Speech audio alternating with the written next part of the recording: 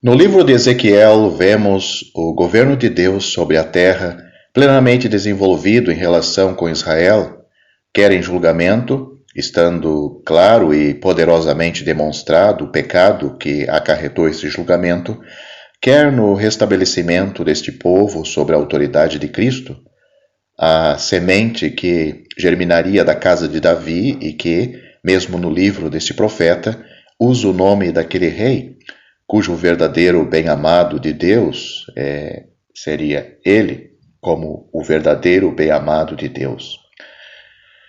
E no fim, a descrição do templo com toda a sua organização. Este é o livro de Ezequiel e o que nele contém. Nesse desenvolvimento encontramos Nabucodonosor, chefe dos gentios, introduzido como servo do Senhor. Note os capítulos de Ezequiel 20, 24, 29 e 30 para o julgamento de Israel que se tornara mal, rebelde e mesmo apóstata, adorando falsos deuses. Mas Israel tinha sido o centro divino de um sistema de nações, de línguas e de povos que tinham surgido em seguida ao julgamento de Babel e que subsistiam diante de Deus, independente uns dos outros, centro bem distinto, sem dúvida, de tudo o que o rodeava, porque o povo que conhecia o verdadeiro Deus e dele era conhecido, possuindo o seu templo e o seu trono. Mas que, como nação, por mais contraste que houvesse entre o seu estado e as das outras, era membro do sistema de nações que se encontravam perante Deus sobre a terra. Leia sobre isto o capítulo 32 de Deuteronômio e principalmente o versículo 8. Executando o julgamento sobre Israel, Nabucodonosor pôs de lado ao mesmo tempo todo esse sistema, que foi substituído pelo domínio absoluto e universal que Deus lhe conferiu. É dessa nova ordem de coisas e das suas consequências, dessa dominação do chefe dos gentios e dos reis gentios, nas sucessivas faces que a caracterizaram, que trata o livro de Daniel, colocando à frente um remanescente de Israel no seio desse sistema e sujeito a esse domínio. Tendo sido o rei de Judá entregue nas mãos do chefe dos gentios, a própria semente real se encontra colocada nessa mesma posição. O remanescente torna-se o objeto especial dos pensamentos de Deus, revelados pelo seu Espírito neste livro. Além do testemunho prestado ao Senhor pela fidelidade do remanescente de Israel no meio dos gentios idólatras, duas coisas importantes caracterizam a sua história desenvolvida neste livro. Aqui se encontra o espírito de profecia e do conhecimento dos caminhos de Deus. É o que vimos surgir em Samuel quando todo Israel tinha falhado e atravessar toda a história desse povo sobre a sombra da realeza. Agora torna-se o elo de ligação do povo com Deus e o único apoio da sua fé no meio da ruína que o atingiu pelo justo julgamento de Deus. A segunda circunstância que caracteriza os caminhos de Deus a respeito desse remanescente é que, guardado pelos seus cuidados, pelos cuidados de Deus através de todo o mal onde o pecado do povo o lançou, participa seguramente da porção que Deus dá aos seus, segundo o seu governo e segundo a fidelidade das suas promessas, das promessas de Deus. É o que encontramos no primeiro e no último capítulo do livro que agora vamos estudar. Este livro divide-se em duas partes muito fáceis de distinguir. A primeira parte termina no fim do capítulo 6. A outra termina no fim do próprio livro, tendo, no entanto, o primeiro e o último capítulo um caráter à parte, como introdução e conclusão. fazendo, respectivamente, conhecer a posição do remanescente, ao qual o testemunho de Deus foi confiado no princípio e no fim, como dissemos já. As duas grandes divisões têm um caráter também bastante distinto. A primeira apresenta-nos o quadro da própria dominação dos gentios e as posições que ela havia de tomar perante Deus, segundo o orgulho humano, que seria a sua causa. Este quadro é formado por traços históricos que indicam bem claramente o espírito de que a potência dominante estaria animada nas suas diversas fases. Depois, o julgamento de Deus vem em seguida. Esta parte não se compõe das relações feitas diretamente a Daniel, exceto no que o põe em condições de recordar a Nabucodonosor o seu sonho. São os chefes dos gentios que estão em cena.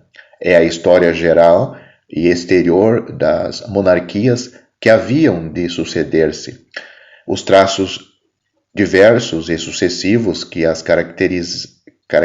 caracterizariam, assim como o julgamento final e, em particular, o discurso e o julgamento daquela que o próprio Deus tinha estabelecido e que as representa a todos, enquanto revestidas desse caráter de estabelecimento divino. As outras apenas herdarão providencialmente do trono confiado por Deus à primeira. Foi uma questão entre Deus e Israel que deu lugar à supremacia estabelecida entre os gentios? A sua destruição foi trazida pelo espírito de idolatria, presunçosa e de blasfêmia contra o Deus de Israel. O capítulo não nos apresenta a iniquidade do rei, senão como sofrendo a influência de outrem. São os chefes do povo que exigem que não se reconheça ninguém por Deus senão o rei e que sofrem o julgamento que eles mesmos quiseram fazer abater sobre aquele que era fiel ao Senhor, sobre Daniel e sobre os seus irmãos na carne e também na fé. A segunda parte do livro consiste em comunicações feitas por Deus a Daniel e apresenta-nos o caráter que revestiria o chefe dos gentios em relação com a terra, a sua conduta para com aqueles que reconheceriam Deus e, enfim, o estabelecimento do reino divino na pessoa do Filho do Homem, reino do qual os santos gozariam. Os pormenores sobre o caminho de Deus com seu povo, no fim, são-nos dados no último capítulo.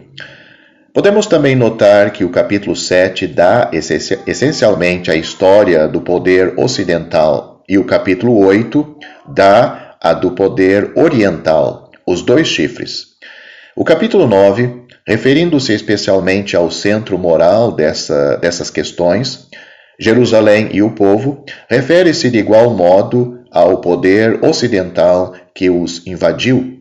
No capítulo 10 e até ao fim do capítulo 11, estamos de novo no Oriente, acabando pelo julgamento das nações que ali se encontram e pelo restabelecimento em bênção do remanescente de Israel. Examinemos agora a continuação dos capítulos. O capítulo 1 apresenta-nos a realeza de Judá, outrora estabelecida por Deus sobre o seu povo, na pessoa de Davi, sucumbindo sobre o poder de Nabucodonosor, e o rei, o ungido do eterno Deus, entregue nas mãos do chefe das nações, a quais Deus agora remetia a dominação. Os filhos da semente real sofrem a sorte anunciada por Isaías, o profeta, no capítulo 39, versículo 7. Mas Deus atua em favor deles, e especialmente em favor de Daniel, no coração daqueles que os guardam e velam sobre eles por sua providência, pela providência de Deus. Esses dois traços do fiel remanescente em cativeiro sobressai da narrativa deste capítulo 1. Fiéis à vontade de Deus, embora longe do seu templo, não se maculam no meio dos gentios, e ouvidos por Deus, é-lhes dado sabedoria da sua parte. E isto, a respeito de Daniel, como nolo revela o capítulo 2, até ao conhecimento daquilo que só Deus pode revelar e da sua intenção dessa revelação, somente eles possuem essa sabedoria, marca do favor divino e fruto, por graça, da fidelidade de Deus. Isto é, em particular, o caso de Daniel, cuja ardente fidelidade e a fé traçam o caminho da fé aos outros. Eles não estão menos submetidos às nações, cujo poder, de momento, é estabelecido por Deus, mas temos aqui um elemento da maior importância, o verdadeiro conhecimento do pensamento divino, do que é chamado o segredo do eterno, nos dias da corrupção e do poder babilônico, encontra-se na fidelidade em quererem conservar-se puros, fora de qualquer contato com o que Babilônia dava, a carne com que queriam alimentá-los. Por outro lado, no capítulo 2, encontramos o poderoso rei dos gentios, depositário da revelação da sorte dos gentios, e todo o plano de Deus como o vaso das comunicações divinas, mas de maneira a mostrar Daniel, o cativo, filho de Israel, o fiel que se mantinha separado no meio de Babilônia, como sendo aquele que o eterno Deus conhecia e sobre o qual fazia repousar o seu favor. Mas os pormenores deste capítulo, como quadro geral do poder dos gentios, que começa com o poder dado a Nabucodonosor, deve ocupar mais a nossa atenção. Primeiramente, podemos notar que as monarquias dos gentios, que se sucederam uma às outras, fazem um todo. Não é a sucessão histórica nem os traços morais acerca de Deus e dos homens que nos são apresentados, mas sim o conjunto das monarquias, considerado como um personagem perante Deus, o homem da terra, no seu esplendor público, glorioso e terrível aos olhos dos homens. 4 potências imperiais deviam suceder-se, das quais o próprio Nabucodonosor era o grande chefe da parte de Deus. Haveria, como se depreende, sob certos aspectos, uma degenerescência progressiva, e enfim o Deus do céu suscitaria uma outra potência que executaria o julgamento sobre o que ainda subsistisse, faria desaparecer a estátua da superfície da terra e ela ia ser substituída, Deus ia substituí-la por um reino que nunca seria abalada e nunca seria abalado. Na deterioração sucessiva, em princípio e em caráter, do poder imperial, a força material deste não diminuiria. O ferro que esmiuçaria e quebraria tudo caracteriza a quarta potência. A cabeça de ouro parece ter a sua força naquilo em que o próprio Deus lhe deu formalmente a autoridade. A sua autoridade absoluta era, com efeito, fundada sobre o dom do Deus do céu. As outras potências sucederam-se por princípios providenciais, mas Deus, tal como foi conhecido como soberano, conferindo a autoridade ao chefe, fazendo substituir a sua autoridade sobre a terra pela autoridade do chefe dos gentios, mas foi a fonte direta da autoridade das outras. Babilônia era a autoridade estabelecida por Deus. É por isso que vemos, ao lermos Ezequiel, E o mesmo acontece em outras passagens, que o julgamento de Babilônia se liga com a restauração de Israel e do trono de Deus. Todavia, note-se que Deus não se apresenta aqui como o Deus da terra, mas sim dos céus.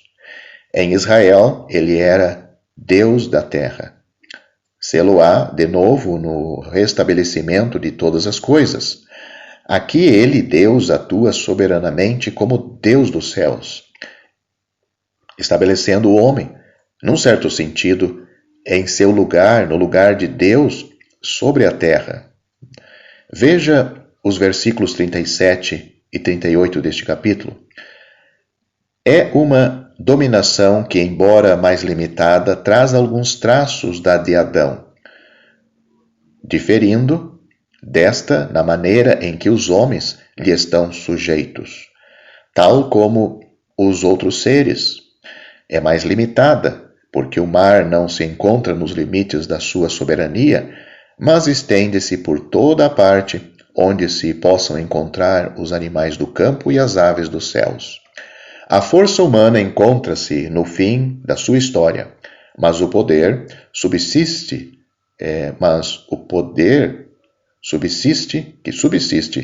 está muito mais afastada das relações de Deus com o mundo.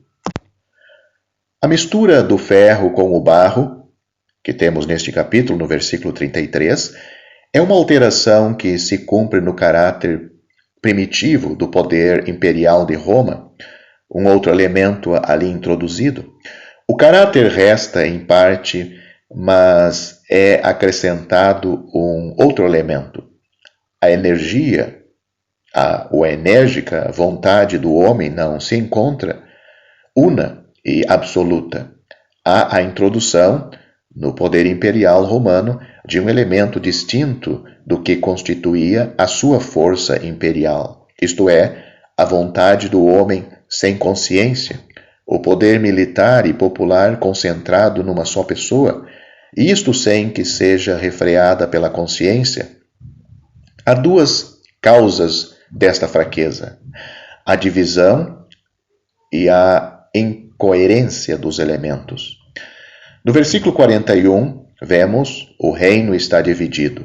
Versículo 42, ele será em parte forte e em parte frágil. A semente humana é, penso eu, algo fora do que caracteriza a força própria do império. Mas esses dois elementos não formarão nunca um todo. Parece-me que o elemento bárbaro ou teutônico é provavelmente designado aqui porque foi junto ao que constituía primitivamente o Império Romano.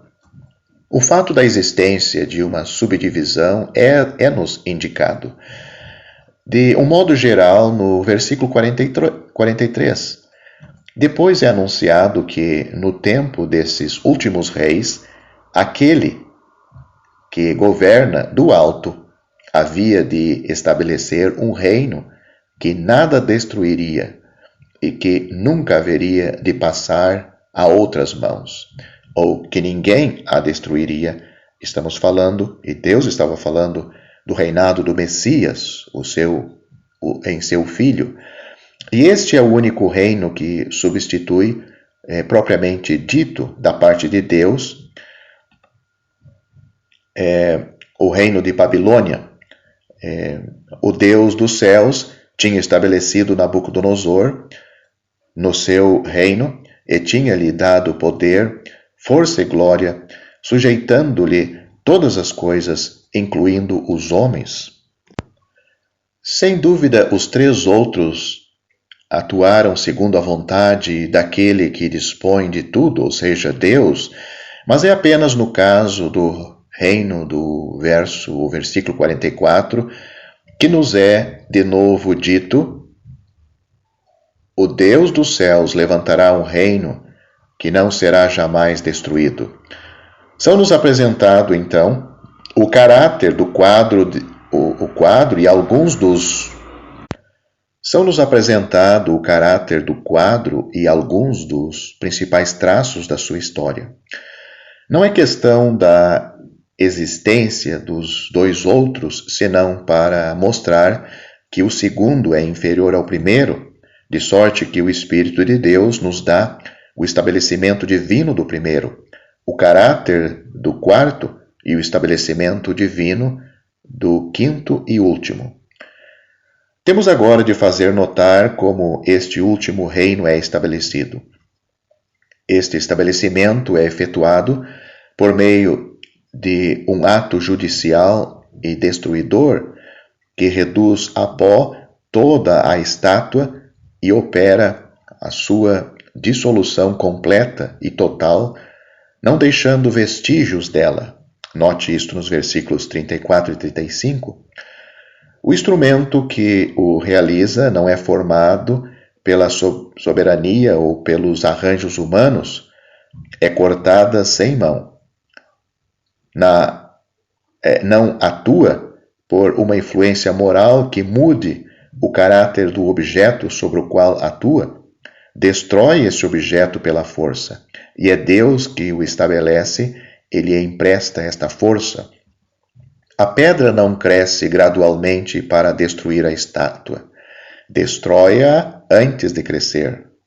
E quando tem crescido, não se trata apenas de um direito dado por Deus sobre os homens, sede eminente de uma autoridade universal, ela enche toda a terra. É sobre a última forma de poder apresentada na estátua que se abate o golpe destruidor da pequena pedra, quando o império é dividido em parte forte e em parte fraca, devido aos elementos de que os seus membros são formados. Podemos notar também que não é Deus que destrói a estátua para estabelecer o reino, é o reino que ele estabelece, que fere os pés da estátua, é o seu primeiro ato. Eis, pois, a história geral e exterior do que substitui, da parte de Deus, o seu trono e o seu governo em Jerusalém, que gradualmente degenerou no seu caráter público acerca de Deus e que encontra, enfim, o seu termo no julgamento executado pelo reino estabelecido por Deus, sem preparação humana, pelo reino de Cristo, que caindo sobre a última forma da monarquia outrora estabelecida por Deus, destrói todos os vestígios da sua existência, e ele mesmo, Cristo mesmo, e o seu reino enche o mundo. Não tenho nada a dizer de especial sobre as 4 monarquias, ou seja, Babilônia, Pérsia, Grécia. São nomes no livro como sendo já conhecidos dos judeus, e os romanos são também introduzidos pelo nome que usava o seu território, as costas de Quitim, de sorte que eu aceito, sem os pôr em questão, os 4 grandes impérios ordinariamente reconhecidos de todos como estando descritos nesta profecia, e não me parece que estas profecias deixem alguma dúvida sobre este ponto. O efeito da comunicação que mostra que Deus está assim com o remanescente, o único que tem conhecimento dos seus pensamentos, é que o orgulhoso gentio reconhece o Deus dos judeus como supremo nos céus e sobre a terra. O que caracteriza o remanescente aqui é que Deus lhe revela os seus pensamentos. Depois deste quadro geral, os traços históricos característicos desses impérios assinalam o estado em que eles caem no seu afastamento de Deus. Principalmente, e em primeiro lugar, Babilônia.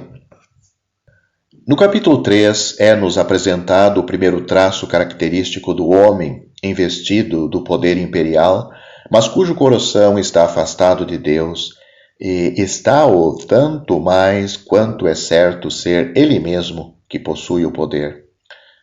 Este homem, afastado de Deus, quer ter um Deus para ele mesmo, um Deus que dependa da vontade do homem, e neste caso da vontade do depositário do poder imperial. É a sabedoria segundo o homem. As necessidades religiosas têm o seu alimento em relação com o poder supremo, e as influências religiosas exercem-se ligando todos os membros do império numa fusão geral em volta do chefe pelo elo mais forte, sem que a autoridade apareça, porque a necessidade religiosa do homem une-se assim à sua vontade, e a sua vontade, mesmo sem o saber, une-se ao centro que o poder lhe formou. De outro modo, a religião, o mais poderoso movimento do coração, torna-se um dissolvente do império. Mas a vontade do homem não pode fazer um verdadeiro Deus. Nabucodonosor, por conseguinte, abandona o verdadeiro Deus, embora ele mesmo tivesse reconhecido que não havia Deus semelhante ao Deus dos judeus, e faz um Deus para si mesmo. O governo dos gentios rejeita o Deus que lhe tinha dado o seu poder, e com respeito ao verdadeiro Deus, Deus só é conhecido por um remanescente fiel e sofredor. O império é idólatra. Eis o primeiro grande traço que caracteriza a denominação de Babilônia. Mas a fidelidade que contraria esse sábio sistema, que une a vontade do chefe, o mais poderoso móvel de todos os povos, e faz com que estes rodeiem o seu chefe, adorando o que lhes apresenta, torna-se insuportável a essa vontade. Uma tal fidelidade atinge a mola real de todo o movimento. O ídolo não é Deus, e o homem, por muito poderoso que seja, não pode criar Deus. O homem de fé, embora submetido ao rei, como temos visto nos capítulos precedentes, uma vez que este rei foi estabelecido por Deus, não o está ao falso Deus que o rei estabelece, renegando a Deus, aquele que lhe confiou a sua autoridade e que o fiel ainda reconhece. Mas o rei dispõe da força e quer fazer valer a sua vontade. Assim, Sadraque, Mesaque e Abdenego são lançados no forno ardente.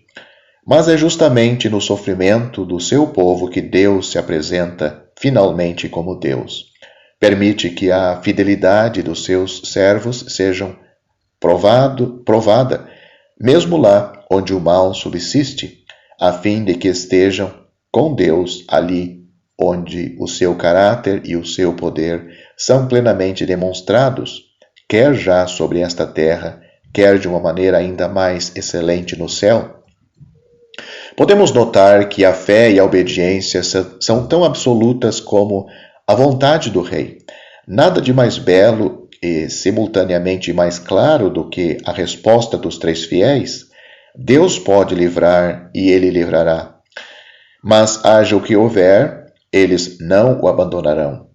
A fúria do rei lança um desafio a Deus. Quem é o Deus que livrará o fiel da sua mão?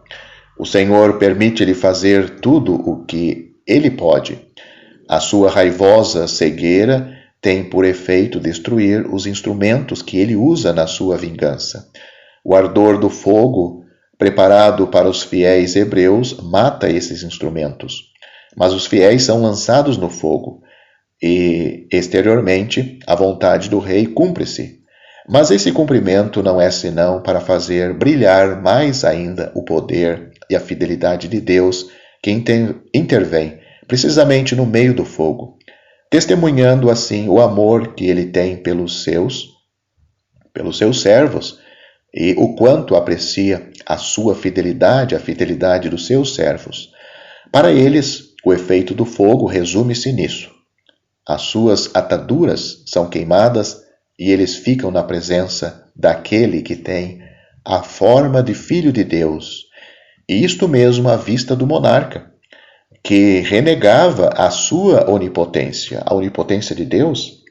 As consequências são, por um lado, a proibição ao mundo inteiro de falar contra o Deus dos judeus e, por outro, a glória do remanescente deste povo cativo é fraco. Note-se aqui que é pela fidelidade e pela obediência que o remanescente é caracterizado. Esta fidelidade manifesta-se em que ele não quer senão o seu Deus. Nada de concessões. Fazê-las teria sido negá-lo, porque para se reconhecer o verdadeiro Deus é preciso reconhecê-lo só a ele e a mais nenhum outro. A verdade e a sua plena revelação, a revelação de Deus, a verdade de Deus, e só pode reconhecer a si mesmo, a Deus mesmo. A verdade de Deus é a sua plena revelação. E só pode reconhecer a si mesmo, a Deus mesmo. Pô-la ao nível de mentira seria fazer que ela não é a verdade. Foram-nos assinalados estes três princípios acerca do remanescente. Ou seja, primeiro, não se macula participando do que o mundo dá, da carne da mesa do rei. Segundo, tem conhecimento dos pensamentos e das revelações de Deus. E terceiro, é fiel, o fiel recusando absolutamente reconhecer qualquer outro Deus que não seja o seu, que é único e verdadeiro. O primeiro é comum a todos. O segundo é o espírito de profecia, de que Daniel é aqui o vaso. O terceiro é a parte de cada crente, mesmo que não tenha o espírito de profecia. Quanto mais perto se estiver do poder do mundo, mais em perigo se está de sofrer quando se é fiel.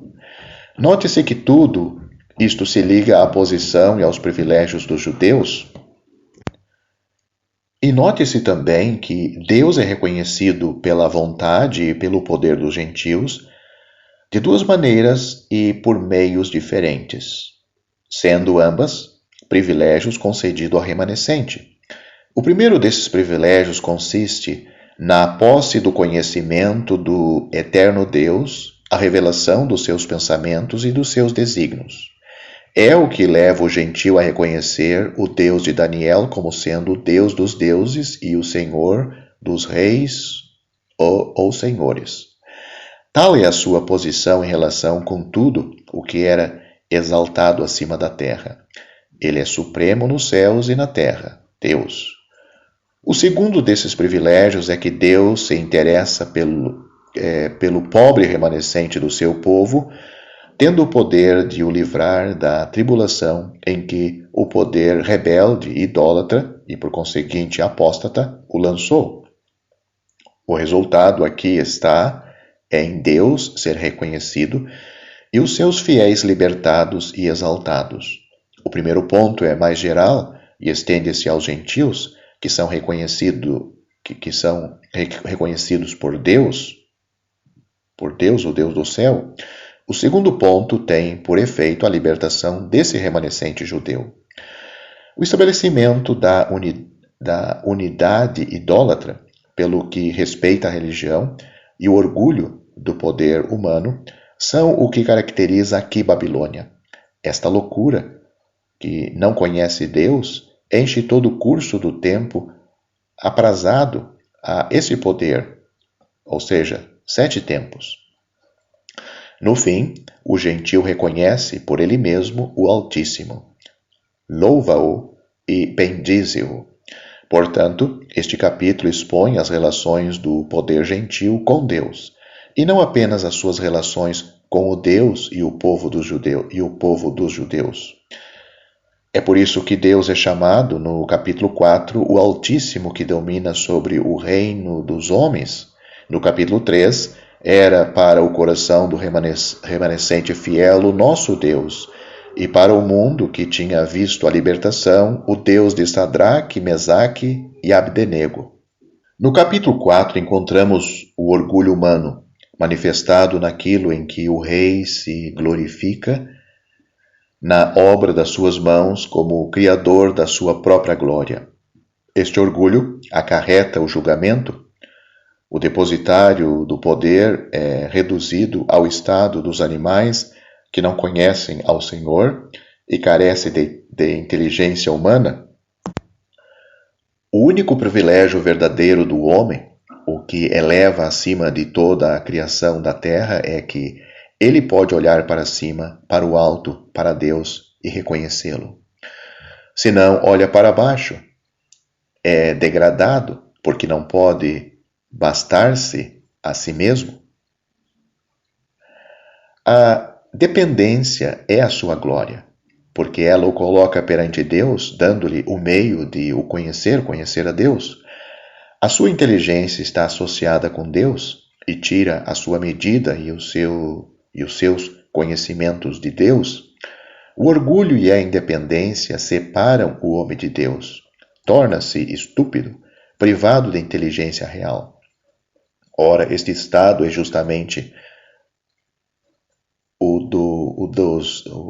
das monarquias, de que nola fala o profeta, consideradas como um conjunto perante Deus e representadas pelo o chefe estabelecido por Deus, por Nabucodonosor. 7 tempos ou anos passam sobre a cabeça de Nabucodonosor, privado da sua razão. Exaltou-se e foi humilhado. Os tempos dos gentios caracterizam-se pela ausência de toda a inteligência que põe o poder governamental em relação com Deus. Fazer ídolos, edificar Babilônia e não conhecer a Deus, eis o que caracteriza moralmente o poder que Deus tinha estabelecido no lugar do seu trono em Jerusalém. Eis a capacidade moral do homem de posse deste poder que lhe foi confiado. Mas a cena termina com o testemunho prestado à glória do Deus Altíssimo, do Rei dos céus. O rei reconhece a sua majestade e bendiz a Deus, agora que o seu julgamento lhe é tirado de cima. Reconhece a Deus como sendo aquele que vive eternamente, que abate e ergue quem ele quer, fazendo sempre o que lhe apraz, tanto nos céus como na terra, sendo todos os homens apenas vaidade perante a majestade de Deus e o poder de Deus. Aqui o efeito é produzido não pela libertação dos fiéis, mas pelo julgamento abatido sobre o próprio gentio que, no entanto, são libertados em seguida do julgamento e tornados inteligentes acerca do eterno Deus, e isto em relação com o testemunho confiado ao povo judeu pelo espírito profético que, da parte de Deus, se encontrava no remanescente deste povo.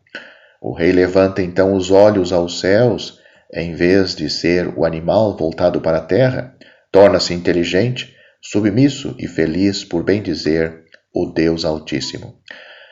Podemos notar este nome de Altíssimo. É o nome dado ao eterno Deus na entrevista entre Melquisedeque e Abraão, acrescentando Melquisedeque, note o que ele diz, possuidor dos céus e da terra, o Altíssimo, o Deus Altíssimo, possuidor dos céus e da terra. Deus tomará com efeito esse caráter quando reunir em todas as coisas em Cristo, as coisas que são nos céus e as coisas que estão na terra, e Cristo for o verdadeiro Melquisedeque. Os gentios serão submetidos plenamente a Deus. Será o restabelecimento de todas as coisas de que os profetas falaram. Resta ainda algumas observações de pormenor que convém fazer. É o julgamento e, em seguida, a libertação. Podemos notar a força do símbolo de uma grande árvore. É um poder da terra, capaz de tomar os outros sob a sua proteção. Neste caso, trata-se de alguém que está na mais alta posição possível para o homem. As aves dos céus ali fazem os seus ninhos. Isto quer dizer que toda sorte de pessoas ali procuram abrigo e proteção. Aprendemos também que Deus toma conhecimento dos princípios que guiam os governos do mundo, considerados como depositários desse poder que eles recebem de Deus. Aqui, embora isto não seja, como em Israel, o seu trono sobre a terra, Deus vela sobre tudo e julga o poder ao qual confiou a autoridade. Não governa diretamente, mas tem por responsável aquele que confiou a governação para que reconheça a autoridade de Deus como suprema neste mundo. Acerca do emprego da palavra vigia, não creio que o conhecimento acerca daquele que trouxe o decreto do julgamento vá mais longe do que o estado religioso de Nabucodonosor.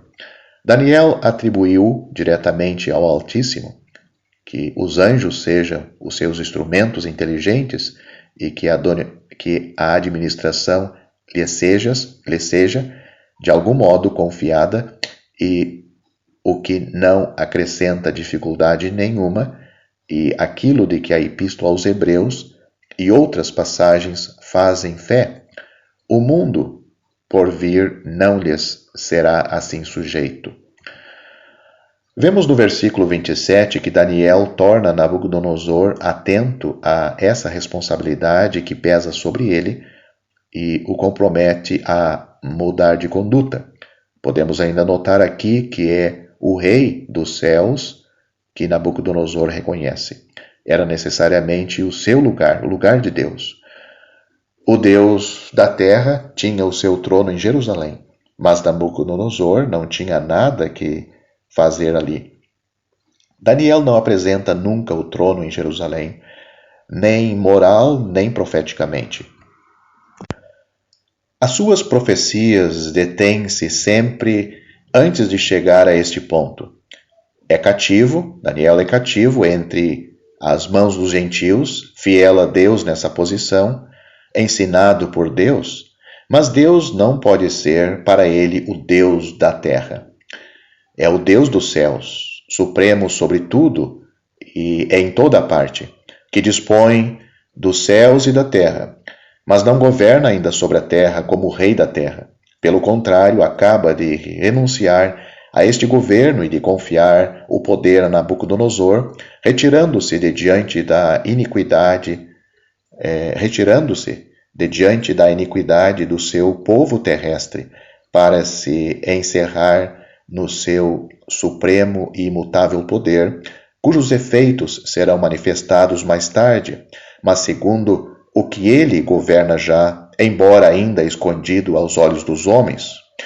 O ouvinte esperará, talvez, por mais pormenores, e esses pormenores encontrar-se-ão principalmente nas comunicações feitas diretamente a Daniel.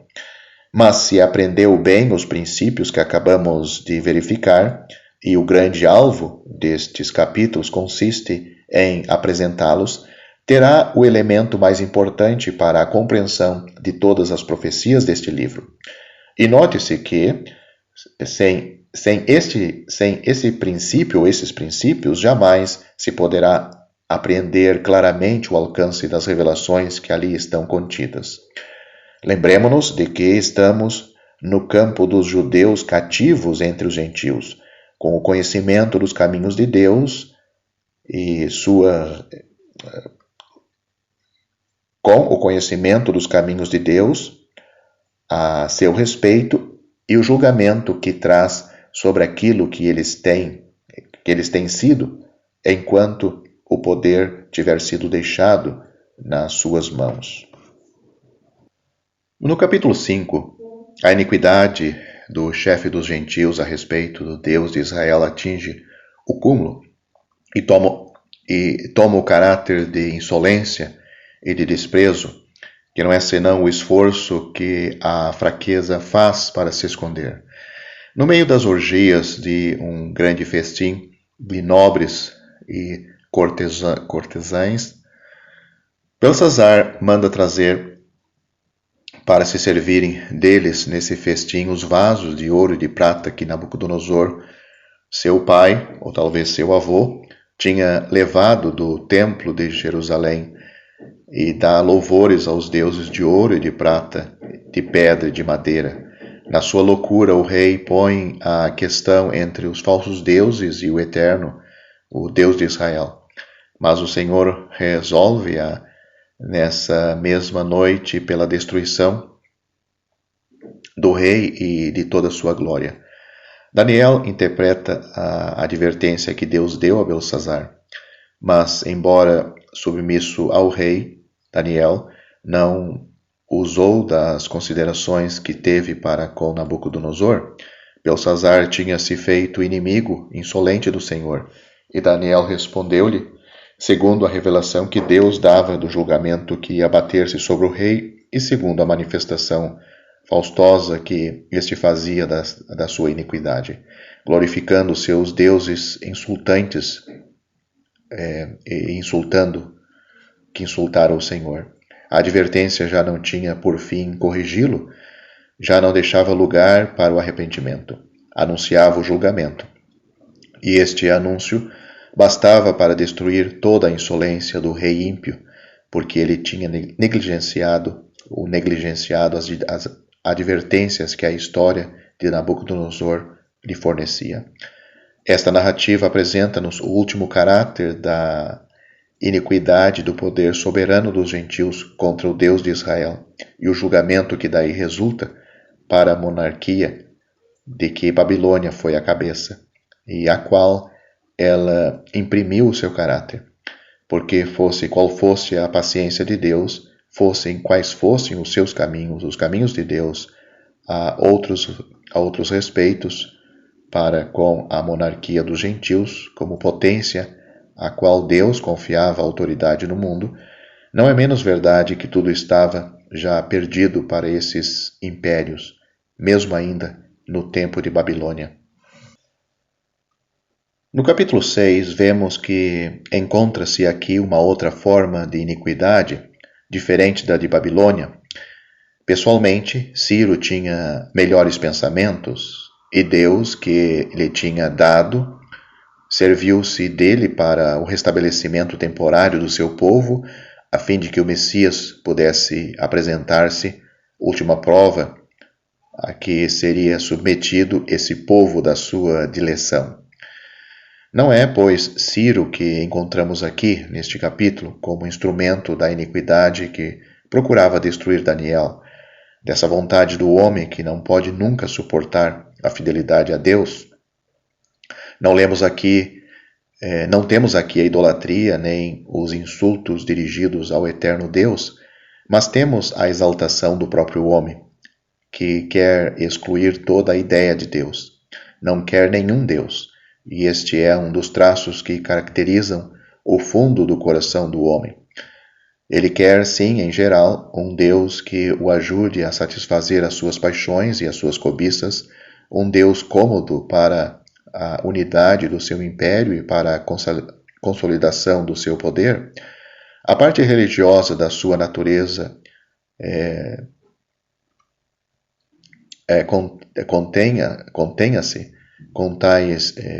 está contente com tais deuses e entrega-se de boa vontade ao seu culto, embora saiba que aquele que os estabelece em supremo não o faça senão com fins políticos. Pobre mundo! O verdadeiro Deus não chega nem à sua consciência, nem às suas cobiças. O inimigo das nossas almas está contente de explorar, nesse sentido, a religiosidade da nossa natureza. A falsa religião apresenta deuses que respondem aos desejos do coração natural, sejam eles quais forem, contanto que não apelem nunca à comunhão, nem atuem sobre a consciência. Esses deuses podem impor cerimônias e observâncias, porque nisso o homem está de acordo, mas não põem, nem podem pôr nunca uma consciência desperta em relação com eles. A esfera da sua influência cinge-se ao que o homem quer e ao que o homem teme. Não produzem nada no coração, salvo enquanto as alegrias ou os temores naturais que ali atuarem. Mas, por outro lado, o orgulho do homem reveste-se algumas vezes de um caráter que muda tudo a tal respeito. O homem quer ser ele mesmo Deus, dispor de tudo segundo a sua vontade e excluir uma rivalidade que o orgulho não suporta. Uma superioridade incontestável se Deus existe. É insuportável aquele que não ama senão a si próprio. Por isso, entende que é preciso desembaraçar-se de Deus. Os inimigos dos fiéis servem-se desta disposição do coração humano. A crueldade é menos inventiva, salvo que, ao lisonjear o poder, não tem o ar de censurar senão o que lhe desobedece e o que despreza a sua palavra. Sendo a guerra com o próprio Deus, a questão com os homens é resolvida com mais desprezo e menos paixão quanto a estes. A paixão alia-se menos ao orgulho do que à vontade do homem. Ele é escravo daqueles que lhe rendem o tributo da sua lisonja. A vontade é mais o seu senhor. Neste caso, iludido pela sua própria vaidade, o rei encontra-se amarrado por leis aparentemente feitas para defender os seus interesses e os seus caprichos, parecendo atribuir à sua vontade e à sua sabedoria um caráter de imutabilidade que não pertence senão às leis de Deus. Daniel é lançado na cova dos leões, mas Deus guarda-o e fará o mesmo ao remanescente de Israel em geral no fim do século.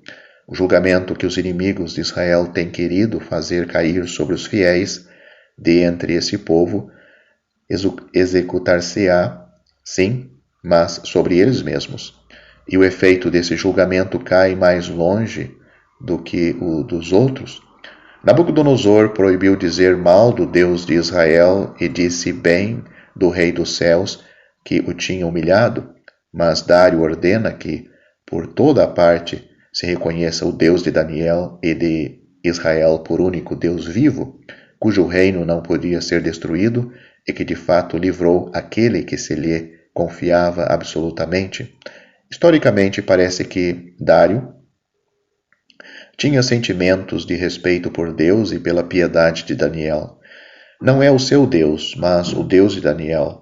No entanto, respeita-o e chama-o também o Deus vivo.